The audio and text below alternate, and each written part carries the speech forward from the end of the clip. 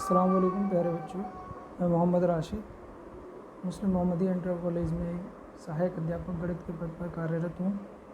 जैसा कि आप सबको ज्ञात है कि माध्यमिक शिक्षा परिषद द्वारा आजकल जो संचारी रोग व्याप्त हैं उनके विषय में एक पखवाड़ा चालू किया गया है, जो 1 अक्टूबर से 15 अक्टूबर तक चलाया गया है, जिसमें अलग अलग टॉपिक्स के हिसाब से हमें आपके और आपके माता पिता के साथ वार्तालाप करना है ऑडियो वीडियो के माध्यम से।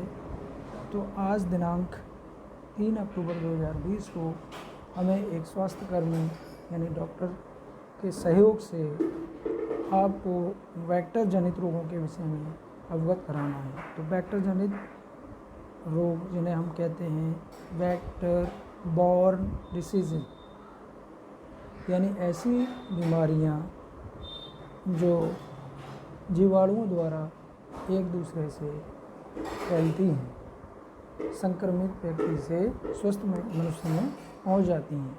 ये प्राय वायरस के बाद शुरू होती हैं और मोस्टली ये अप्रैल माह से शुरू होकर अक्टूबर या कहिए नवंबर तक बहुत ज़ोर शोर से रहती हैं।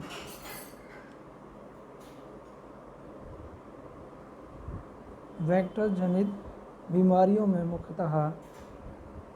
मुख्यतः मलेरिया है, डेंगू है, चिकनगुनिया, जापानी इंसेफेलाइट्स जिसे JE कहा जाता है, काला आज़ार है, पीलिया आदि शामिल हैं। दुनिया का एक बड़ा भाग इन बीमारियों की चपेट में है। अगर हम सावधानी बरतेंगे तो इन बीमारियों से अपने बच्चों को और अपने आप को भी और अपने आसपास के लोगों को भी, समाज को भी इससे दूर रख पाएंगे। अन्यथा की स्थिति में हम एक गंभीर परेशानी में आ सकते हैं। तो चलिए आप चर्चा करते हैं इन प्रमुख बीमारियों के बारे में। जैसे कि नंबर 1 पे हम चलते हैं, मलेरिया है। मलेरिया प्लाज्मोडियम नामक जीवाणु से फैलता है, जो मादा एनाफ्लीज के काटने से होता है। और इसका जो लक्षण है, शुरुआती लक्षण, इसमें बुखार आता है, दर्द होता है, अकड़न होती है, बदन में उल्टी आती है, बेहोशी, दौरे पड़ना, पेशाब का गहरा पीला, सांस लेने में परेशानी आदि होती है। इलाज, ऐसी स्थिति अगर आपको प्रतीत होती है तो आप तो तुरंत अपने समीप के सरकारी अस्पताल या प्राइवेट डॉक्टर्स से सलाह ले सकते हैं, दवा ले सकते हैं। प्राथमिक उपचार के तौर पर आप बुखार उतारने के लिए पैरासीटामोल का उपयोग कर सकते हैं। और दूसरी बीमारी की तरफ चलते हैं जो डेंगू है। यह भी मच्छर के काटने से होता है और जो मच्छर है वो एडीज़ नामक मच्छर होता है, जिसके काटने से ये बीमारी होती है। इसमें तेज़ बुखार आता है, ठंड लगती है, सिर दर्द, शरीर में और आँखों में दर्द होता है, पेट में दर्द होता है, उल्टी आती है, सूजन, बदन के कोई हिस्सा सूज जाता है और लाल रंग के चकत्ते पड़ जाते हैं, भूख नहीं लगती है, सांस लेने में परेशानी, मुंह या नाक किसी भी हिस्से से बदन के खून भी आता है। इसके इलाज के लिए भी हमें तुरंत डॉक्टर के संपर्क में आना चाहिए, डॉक्टर से सलाह लेनी चाहिए और साथ ही साथ हमें बुखार उतारने के लिए पैरासीटामोल टैबलेट का ही उपयोग करना चाहिए। कोई दर्द निवारक टैबलेट का कतई उपयोग नहीं करना चाहिए। तीसरा है चिकनगुनिया। चिकनगुनिया जो है ये भी एक वायरल संक्रमण बीमारी है, जो कि एडीज़ नामक मच्छर के काटने से फैलती है और इसी से ही आपका डेंगू फैलता है। ये प्राय दिन में काटता है, ये मच्छर मोस्टली दिन में काटता है। विश्व में सबसे पहले चिकनगुनिया का जो पेशेंट हमें मिला था 1995 में दक्षिण तांजानिया में पाया गया था। 2010 में भारत भी इसकी लपेट में आया। फिर 2016 ऐसा वर्ष रहा जिसमें चिकनगुनिया ने एक बड़ी तादाद में लोगों को चपेट में ले लिया था और इसमें प्राय उल्टी, सिर दर्द, थकन और शरीर में कमज़ोरी ऐसे लक्षण देखने में खाते हैं। बुखार के लिए वही हमें पैरासीटामोल का इस्तेमाल कर सकते हैं। मच्छरदानी का उपयोग करें। कम से कम इस रोग के लिए 1 हफ्ते का पूर्ण रूप से बेड रेस्ट लेना चाहिए हमें। और पेयजल का अधिक से अधिक प्रयोग करें। कम से कम पेय पदार्थ 5 लीटर हमें एक दिन में पीना चाहिए। फिर चौथे नंबर पर बीमारी है हमारी जापानी इंसेफेलाइट्स, जिसे हम JE कहते हैं। यह वायरस जनित एक बीमारी है। ये भी मच्छर के काटने से, एक विशेष प्रकार का मच्छर है जिसका नाम है क्यूलैक्स नामक मच्छर है, उससे फैलती है। यह आदमी नहीं अपितु जानवरों में भी फैल जाती है और ऐसे इलाकों में भी फैलती है जहाँ पर पानी का भराव हो या धान की खेती हो, तो वहाँ पर इनका प्रकोप ज़्यादा होता है। तेज़ बुखार आता है, गर्दन में अकड़न होती है, दौड़े पड़ सकते हैं, बेहोश हो सकता है व्यक्ति, सांस लेने में परेशानी हो सकती है। तो JE के उपचार के लिए हमें कभी कभी स्थिति ये आ जाती है, हमें डॉक्टर की सलाह से कृत्रिम मशीन के द्वारा सांस भी दी जाती है, अन्यथा की स्थिति में मौत भी हो सकती है। 5वें नंबर पर आती है पीलिया। ये भी वायरल हेपेटाइटिस या जॉन्डिस रोग है जिसको लोग प्राय पीलिया के नाम से जानते हैं। और ये 3 प्रकार से का होता है: viral hepatitis A, viral hepatitis B, viral hepatitis A, non A and non B। क्योंकि इसे पीलिया रोग इसलिए कहा जाता है, इस रोग में व्यक्ति की आँखें व नाखून पीले पड़ जाते हैं, पेशाब भी पीले कलर की आती है, भूख नहीं लगती है, तली हुई चीज़ें और चिकनी चीज़ों से व्यक्ति परहेज करने लगता है, चिड़न सी पैदा हो जाती है। तो इस रोग को हमें दूर करने के लिए लगातार हमें जांचें कराते रहना चाहिए। प्रोटीन और कार्बोहाइड्रेट्स युक्त भोजन का इस्तेमाल करना चाहिए, जैसे नींबू, संतरे आदि के मतलब जूस का इस्तेमाल करें। आलू, चावल, दलिया, शकरकंद, छाछ, गुड़, इन सब का इस्तेमाल कर हम जो है इस बीमारी से और डॉक्टर की सलाह से हम इस बीमारी को दूर कर सकते हैं।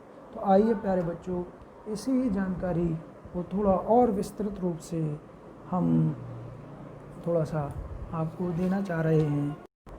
प्यारे बच्चों, आज आपको डॉक्टर शाहिद साहब हैं जो कि IMC हैं और BA BSc मेडिकल साइंस से हैं, अलीगढ़ और आगरा से इन्होंने ये डिग्री हासिल की हैं। और इनकी जो क्लिनिक है वो गौरी शंकर रोड, बालापीर, कन्नौज पर है। और इनका कॉन्टैक्ट नंबर है 9721990322। ये आपको वेक्टर जनित रोगों के विषय में और विस्तृत रूप से बताएंगे। आइए तो हम चलते हैं डॉक्टर शाहिद साहब की तरफ। इसको कहते हैं संचारित रोग जो आजकल चल रहे हैं, वेक्टर बीमारियां, वो हमेशा एक दूसरे की टचिंग से फैलती हैं। मिसाल के तौर पर जैसे मलेरिया भी चल रहा है, सब इस वक्त तो वायरल फ्लू भी चल रहा है, डेंगू फीवर भी चल रहा है। तो इस वक्त तो माँ बाप को अपने बच्चों को बड़ा हिसाब से रखना है, उनके ऊपर बहुत बड़ी केयर करना है ताकि बच्चे बीमार होने से बच जाए। अब रहा ये कि जिसको जैसे मिसाल पे वायरल हो जाता है, खांसी आ रही है, ज़ुकाम आ रहा है या बुखार आ रहा है, तो बच्चों को हिदायत करना चाहिए कि बच्चे जो हैं ऐसे बच्चों से दूर रहें। क्योंकि अगर वो बच्चे के पास बैठेगा तो वो कहीं उसको खांसी आ गई, छींक आई, तो उससे वो बीमारी उस दूसरे के पास पहुंच जाएगी। इसीलिए अपने बच्चों को हर तरीके से सेफ रखने के लिए, और अमूमन एक बात ये है कि अब मौसम बदल रहा है, सर्दी का मौसम आ रहा है, इस वक्त ओस बहुत ज़्यादा तादाद से गिरेगी, तो अब रात में सोने में कुछ गर्मी भी आएगी, कभी बिजली है कभी नहीं है, या बिजली है तो घर ऐसा कंजेस्टेड है जिसमें बिजली में सोया नहीं जा सकता। तो अमूमन छत के ऊपर भागते हैं, खुले में ज़्यादा सोने का लोग मतलब वो हो जाते हैं कि ठंडा ठंडा लगता है, ओस ठंडी गिरती है तो उसमें चले जाते हैं। तो ये ओस इतनी नुकसानदायक है आजकल के मौसम में कि अगर बच्चा रात भर सोया या आदमी कोई सोया और अगर सुबह को वो सही तरीके से नहीं नहाया तो वो ओस उसके ऊपर असर करेगी। अब धूप निकलेगी, धूप तेज़ होगी, उसमें पढ़ने जाएगा बच्चा, काम पे जाएगा कोई कहीं, तो उसकी वजह से उसको फीवर आ जाएगा और खांसी आएगी, जुकाम आ जाएगा। तो इन ऐसी हिदायत बच्चों को करें कि बच्चों को उस ओस से बचाएं, ऐसी जगह लिटा लें जहाँ ओस उसके ऊपर ना गिरे। जब ओस नहीं गिरेगी तो बच्चा बीमारी से महफूज रहेगा, और अगर ओस वो खा गया और भी बुखार आ गया तो उससे तमाम बीमारियाँ बढ़ जाएंगी। खांसी है, बुखार है, ज़ुकाम है।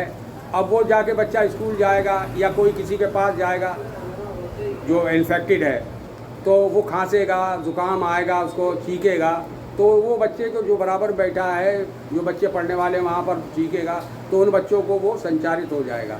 उसकी जगह से दूसरी जगह वेक्टर तरीके से बीमारी उसके पास चली जाएगी। अब उसमें तमाम आजकल मलेरिया भी चल रहा है। मलेरिया भी मतलब जो है वो भी एक संचारित रोग है कि एक आदमी से दूसरे आदमी में मच्छर के द्वारा बीमारी ये चली जाती है। अगर कोई मलेरिया है किसी को तो वो उसको अगर मच्छर चूसेगा तो वो मच्छर दूसरे को काटेगा तो उसको भी वही मलेरिया बन जाएगा। तो इस तरीके से बच्चों को बहुत बड़ी हिदायत करना है। और अमूमन जब बच्चों को बुखार आ जाए तो पहले पैरासीटामोल वगैरह है ये आप उसको थोड़ा सा दे दें। अगर उससे कंट्रोल नहीं आता है फिर किसी अच्छे डॉक्टर के पास जाकर उसको उसका इलाज करवाएं। क्योंकि ये मौसम अब इस वक्त सिंघाड़ा भी चल रहा है, मूंगफली चल रही है, बच्चों का दिल चाहता है कि मूंगफली खाएं, लेकिन उनको खाने का तरीका बताएं कि कैसे खाएं। मूंगफली खाने फ़ायदेमंद है, कैसे खाएं।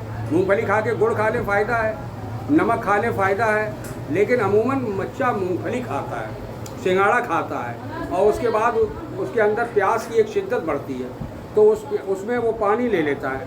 अगर सिंघाड़ा खा के जस्ट मूंगफली खा के जस्ट पानी ले लिया तो अमूमन उसको ज़ुकाम खांसी हो जाएगा। ये चीज़ें इस तरीके से हवा के ज़रिए से उसके अंदर इंटर हो जाएंगी। तो बच्चों के ऊपर बहुत ज़्यादा ध्यान रखना है क्योंकि बच्चों के ऊपर ज़्यादा असरात होते हैं, बड़ों पे नहीं होते हैं। छोटे छोटे बच्चे हैं उनके ऊपर ज़्यादा जल्दी असर आता है। तो ये बच्चे जो पढ़ने वाले हैं इनके ऊपर तो ख़ास तौर पे ध्यान रखना है क्योंकि अगर बच्चे को अगर कहीं एक बच्चे को इन्फेक्शन अगर हो गया तो वो स्कूल में जाएगा, माँ बच्चों के पास बैठेगा, खांसेगा, छींकेगा तो और बच्चों को बीमारियाँ होंगी। तो इस तरीके की जो हमारे असातिज़ा साहब हैं, मास्टर साहब हैं, वो भी इस बात का ध्यान रखें कि कोई बच्चा अगर इन्फेक्टिव है तो उसको अलग रखें कि छींक रहा है या वो मतलब खांस रहा है तो उसको अलग दूर कर दें और बच्चों से, नहीं वरना दूसरे बच्चों में संचारित हो जाएगी वो बीमारी। और इसी तरीके से वालिदैन भी जो है वो अपने ध्यान रखें बच्चों का कि खान पान के अंदर कैसा खाना, कैसे पीना है, कहाँ लेटना, कहाँ बैठना है। इस तरीके की सारी व्यवस्थाएँ जब कर ले गए तो शायद है बीमारी हमारे पास आ नहीं सकती है। और जब बीमारी आ जाती है तो फिर आप समझिए उसको बीमारी में बीमारी बढ़ के डेंगू बन गया, किसी को मलेरिया बन गया, दवाइयाँ खा रहा है, ये कर रहा है, वो कर रहा है। तो दवाइयों से बचना है। उस बचने के लिए हम आपको ये नुस्खा दे रहे हैं कि इन दवा को हम ना खाएं। ये तो इसके लिए ख़ास बात यह है कि यही ध्यान रखना है हमको कि बच्चों का खान पान, लेटना बैठना कहाँ कैसे क्या हो। तो बच्चे के लिए ये है कि बच्चा अगर मतलब स्कूल जा रहा है तो उसके ऊपर बहुत ध्यान रखना है क्योंकि एक बच्चा जाके स्कूल के कई बच्चों को जाके इन्फेक्शन फैला देगा और उनसे तमाम, तो ये बीमारी फैलती रहती है। और इस वक्त अक्टूबर चल रहा है, नवंबर तक ये बहुत ज़्यादा गलबा करेगी। तो इसलिए बच्चों को बेहतर है कि अच्छी तरीके से समझाकर खान पान के अंदर ध्यान रखें। बस यही हो जाएगा, आप स्वस्थ रहेंगे। Health is the wealth.